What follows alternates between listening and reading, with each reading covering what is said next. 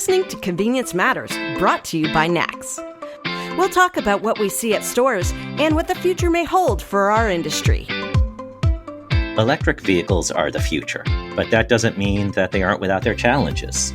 We're going to talk about how Plaid Pantry took an innovative approach to EV charging that could redefine how charging looks at other stores. So today we want to talk about charging, and joining us is the CEO of Plaid Pantry, Jonathan Polonsky, and we're going to talk a little bit about what Plaid Pantry is doing that's unique, and it could have an impact on the charging station by you. So first off, thanks for joining us today, Jonathan. Appreciate you having me. So I've been to the Pacific Northwest. I've seen Plaid Pantry and been to Plaid Pantry. But for those who aren't familiar, can you kind of give an overview of the company and where you're located and some of those elements? Yeah, for sure. So Plaid has been in business 61 years. We have 107 locations. We're pretty atypical, I think, in that we don't have a lot of fuel. Only 9 of our locations have fuel. And our physical plants are very small. They're generally 2,400 square feet, and they're what I like to call hyper local around Portland, Oregon. So if you were to drop a pin in downtown Portland, 10-mile ring is about half my stores. You go out 20 miles and it's 90% of my stores. So we're just very densely packed into Portland, Oregon. And 2,400 square feet, that goes back to the old 7-Eleven model, where 60 by 40 being the standard size. And of course, some stores have decided that they want to be bigger than that. And then, of course, there's somebody like Buc-ee's that decided, I'm not sure. But 2,400 square feet, that gives you a sense. It's the traditional size convenience stores. But you also mentioned only 9 have fueling. And that's, I would assume, partly because of real estate costs and partly because your locations, being 60 plus years old, a lot of these sites just aren't big enough to have fueling. Correct. Yeah. So a lot of legacy sites, like I said, in business 61 years. Even food service, we don't do a lot of food service because of our physical plants. We can't do extensive remodels because it would trigger a lot of either ADA requirements, or the city would want us to close off egress. So we're kind of a legacy, old school convenience store, as you mentioned. And yeah, the 60 by 40 boxes, that's what I have on great corners. Again, densely packed into Portland, Oregon, but it does leave challenges for parking, for density, things of that nature. And 9 have fueling, and one of them now has EV charging. What made you decide to test the waters in terms of EV charging? It was really timing. I've been looking at it for a few years. People, of course, reach out to you and want to sell you things. And it seemed like the credits that were available for EV charging had gotten pretty lucrative. I didn't know how lucrative. And so that's where I really started to dig in to find out what was at the federal level, what was at the state level, and then what my stores could even facilitate, because again, we're in neighborhoods where there's not tons and tons of electric grid optimization. It's not, big corners on thoroughfares. So you're pretty limited on how much power you can access.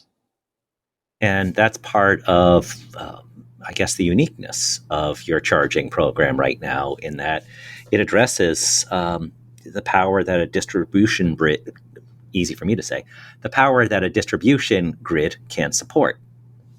Once I dug into it and decided I wanted to at least test it, I'm kind of I learn by doing. And so I wanted to actually put one of these in and learn all the things that come along with the installation. Are there other revenue streams that could be had down the road with fuel credits and fleet charging? There's a bunch of other passive income pieces. And then would my customers even adopt it? I had no idea, are they going to just sit in their car? Again, we don't have a lot of food service, so there's not a lot for them to come into our store relative to other people. And so all those things went into the calculus of what I wanted to do But first and foremost, I knew if I ever was going to do this in any type of scale, I would have to go with a battery option, again, just because of where my stores are for the most part. So I decided to go that route because I figured if it does work, I don't have to test another model. That model could be scaled up for my purposes. So I have to use this joke. It's not rocket science, but it kind of is developed by rocket scientists. A couple of the folks that previously were on SpaceX have basically created this new technology that allows, I think, some of the benefits that you were looking for related to charging in a non-scientific way. Can you kind of describe the process of what this new charging program looks like? Yeah, so it incorporates a giant battery in between the charger, what people plug into, and the grid where the power is coming from. And so I think about it like a trickle charger. So you have this giant battery that is continually being fed by the grid. It has the capacity to supercharge or fast charge, like a Tesla, for example, what they call level 3 charging. On a grid that there would be no way to accomplish that, because the grid, not to get into numbers too much, but at my location, for example, the maximum output of that grid in that location without making huge infrastructure changes is 25 kW. A Tesla driver, they want 100 kW plus, or they're not going to be happy. The battery allows me to dump 150 kW into their car without getting demand charges, number one, from my power company. And number two, like I said, just math. There's no way that the grid could even pump that much power into that car. It's just not available. And so that's where the battery part comes into play, and what differentiates it from most other level 1, level 2 chargers. And of course, you're going to want level 3 because some of the things you were saying is you aren't highly into food service, so you won't have somebody ordering and then eating food. It's more the traditional convenience model, in and out in under 4 minutes, and make them happy. So you really have to have that charging efficient, because maybe they'll sit in their car for 20 minutes, but they're not going to sit in their car for 2 hours. So level 3 seems like it's essential for your business. Exactly. Yeah, I knew there was no way I was going to do anything but that, because, again, to your point, I want turnover. My parking lots are already undersized for what I need, and so the last thing I wanted was somebody to hang out for 2 hours. So that battery situation was essential for what I wanted to do, and then it was just a matter of finding a company that did it. There are a couple out there. I landed on Electric Era because, as you mentioned, they are rocket scientists. When I talk to them, they're smart, energetic folks. They're also based in Seattle. I'm in Portland, so I always do business with local businesses wherever I can. And so it was just a good fit. I knew they would be passionate about helping me succeed because they were an upstart and they want to succeed. Obviously, that has some risk. They didn't have a track record, so I'm taking a bit of a gamble. But they convinced me that they knew what they were doing, and it's turned out to be so far true and working well. Can you go through some of the dynamics of since the installation, which I believe was fourth quarter 2023? How has it grown, and what are you seeing in terms of demand charges or unexpected challenges, unexpected rewards? What's the feedback been so far? Yeah, so it's really early days because you really can't get going until, most EV folks are looking for chargers via an app, and so you really got to get on those apps. That took a little bit of time. So it's only been a couple of weeks since we've really been fully integrated. We had our regular customers who happen to be EV drivers, so they were very excited, and so those were the early adopters. They were charging, literally the day we opened, and then I've seen what I call charging sessions build, one or two a week more every week. So we need, in my estimation, about 8-ish charging sessions a day to make it pencil. There's some squishiness in there because, as I mentioned, there's other revenue streams that I have yet to figure out exactly what they're going to be worth to me. And I haven't fully quantified what the customer is doing in my store. What purchases are they making? How often are they coming back? Are they an incremental new customer that I didn't already have? Those types of things. And I would imagine in your area, the Portland area, it is a lot more people driving EVs and a lot more of a focus on, if you're doing something good, I will support you. And we've seen that in just the surveys that we've done on a national level, where we asked consumers, would you be more willing or to shop at certain stores based on certain criteria? One of them was cares about the community. And about 1 in 3 said they were more interested if you care about the community. Now, care about the community can mean a whole bunch of different things, but I would imagine even those who don't charge or don't have an EV, if they see that you have taken a position that they support, they'll probably stop at your stores, shop at your stores more frequently just because you have charging. And I don't know if you're hearing any of that in the initial feedback. Yeah, I mean, that's a huge focus for us. Again, I mentioned that kind of hyper-local mentality that I try to put out there. It's a double. We're so dense in this market that even today, people that lived in Portland for 30 years, I'll bump into them and we'll start talking about Plaid Pantry, and they'll ask me how many stores I have down in California or Nevada or wherever, because they think we're that big, and we're not. We're just Portland, Oregon. So we preach local every single day for the reasons you just outlined, that people, I think it does matter to people, and given a choice, they will support local. And being in this community for 60 plus years, we, definitely feel like we are kind of a steward of the community and definitely get involved in charitable work, and having the same mindset as my customers, which, as you pointed out, the Northwest is, very liberal for sure, but it's a very, ecocentric, environmental type of mindset. So I think where it makes sense for this channel to get involved in that, we're definitely going to be out in front. The other thing that was unique beyond the technology and being able to pump out those kilowatts using this new system is you had quite a few videos that just kind of the Plaid Pantry and your partner put out videos just saying, we have charging, here's how it works. I rented a car last year, an EV, and I had no idea where the charging port was. It was almost like that scene in National Lampoon's Vacation where Clark Griswold's yanking off the license plate. I couldn't figure out where it was, and finally I see somebody and it's like, oh, that's clever, but it's not really easy to find unless, of course, I had looked at a video in advance, like the kind they sent me.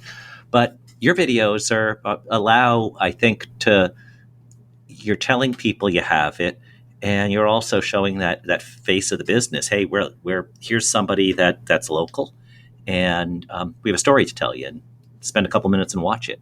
So I thought that was a unique approach that you don't often see when people add new things like chargers.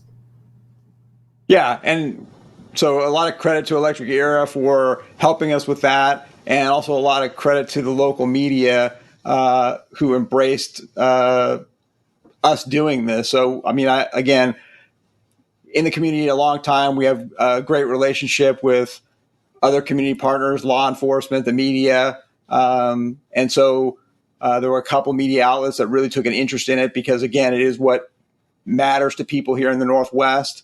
And the fact that we were kind of doing this level 3 charger, in a convenient space, still was unique. It is unique here in Portland. And so I think they kind of jumped on that. And as we started to work through it, you learn again along the way what resonates with people and what to focus on. And so that helps us, I think, in other parts of our business. Want to also just touch upon installation.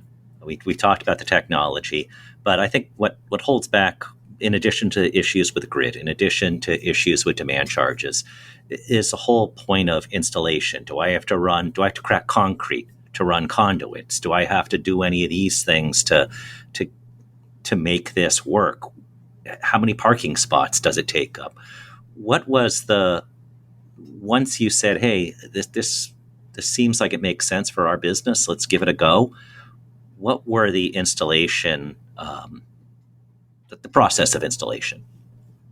Yeah, so I wanted something that was pretty turnkey because, again, this is going to be a one-off for me. This is totally new to me, so I don't know. I know about building stores. I know about putting in, tanks in the ground and replacing gas infrastructure, but I don't know anything about the electrical grid. So not in my wheelhouse. Again, I wanted to do it so I could learn from it.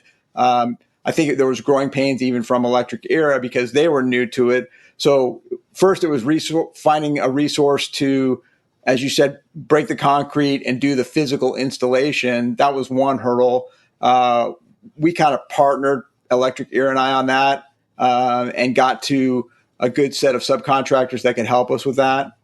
Another thing was just the electrical grid itself.